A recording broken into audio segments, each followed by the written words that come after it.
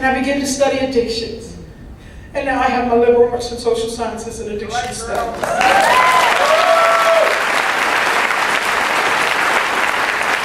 sorry, I gotta take my shoes off. I'm actually very short.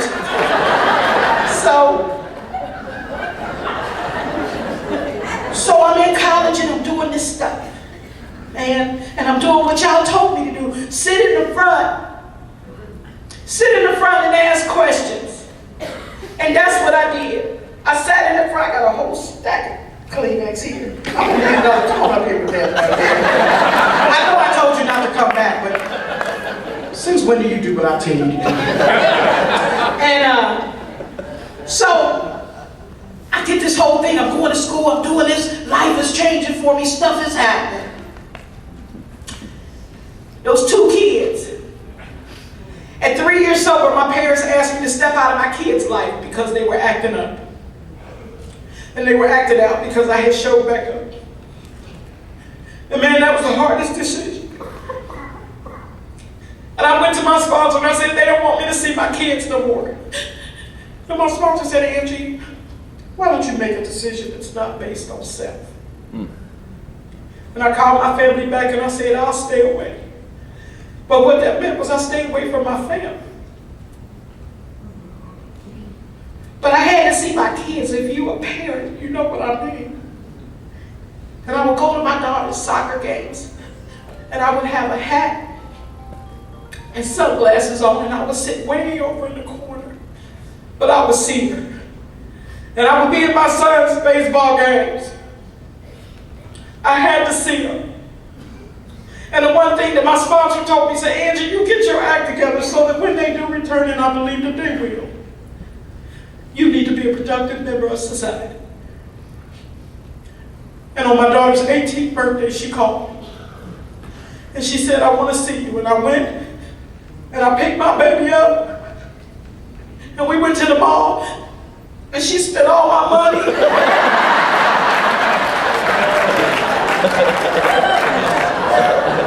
She spent every dime I had.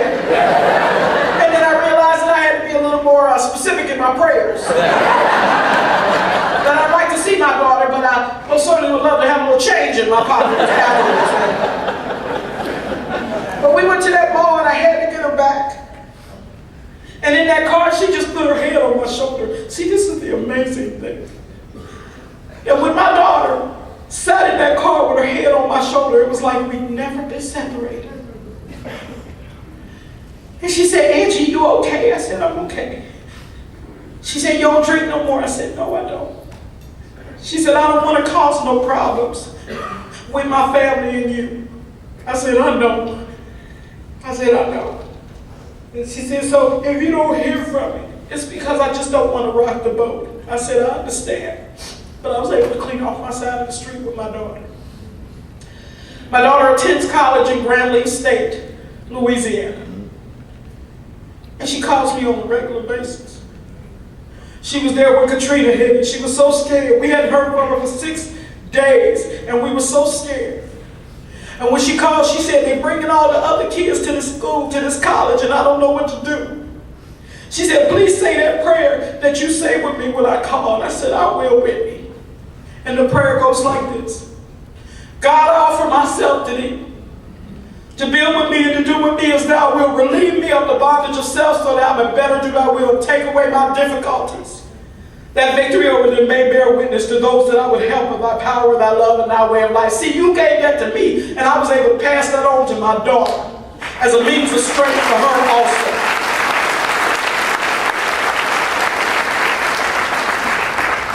She's doing well. She graduates next year. And I'll be speaking in her town that weekend. And that Sunday I get to get up and go to my daughter's graduation. The gifts of Alcoholics Anonymous say God. Oh yeah. And she's dating a white guy. Oh God help me. I don't care who you are. You hear some news like that, you got a little something to say about it. He's a good guy. His name's Jeremy. I think that's the whitest name you can have. His name's Jeremy. When my son would see me, he'd be like, hey, Jeremy, where's Josh and Jake? He's a good guy. He loves my daughter, and that's all that matters. And he treats her like the queen she should be treated like. My son is in prison for quite some time. Thank God for the people that take AA meetings into prisons, where my son goes to meetings.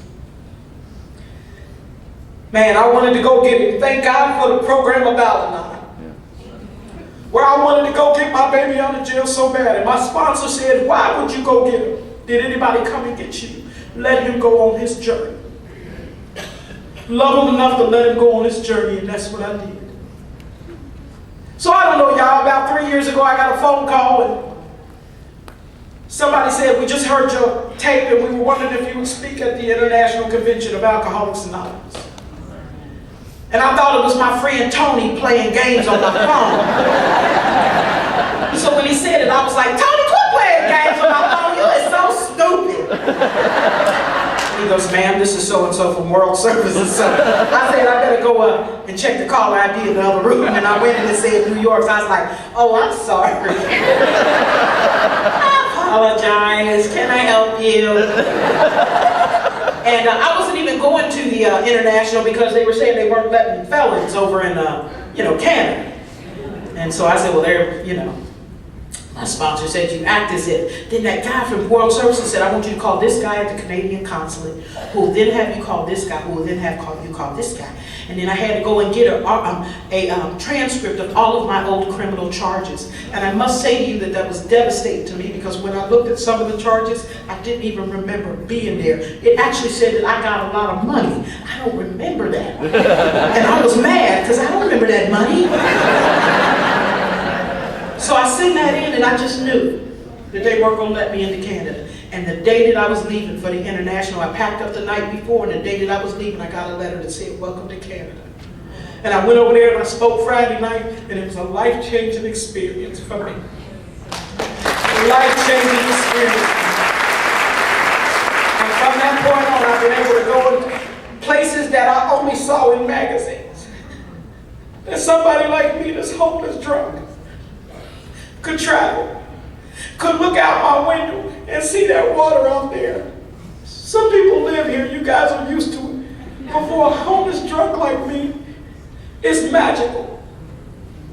Catherine and I were out there, and we were just looking out there. And I just said, who would have thought that I'd be somewhere like this? I don't know, y'all, life is good. Life is good. Life happens. And even in the midst of life happening, life is good. Because what you told me was I'd be able to stay sober through any storm that comes my way. In the book it says that we will rise above it. Because there's one who has all power. That one is God. I'm happy to be here. I'm going to close with this. Back home, my granny used to hum this song. And I never ever knew the meaning of it until I got to Alcoholics Anonymous, and I heard it one day at the closing of a convention, and I'm going to close with this.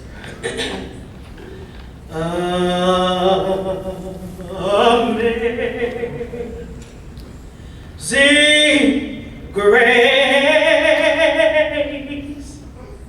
how sweet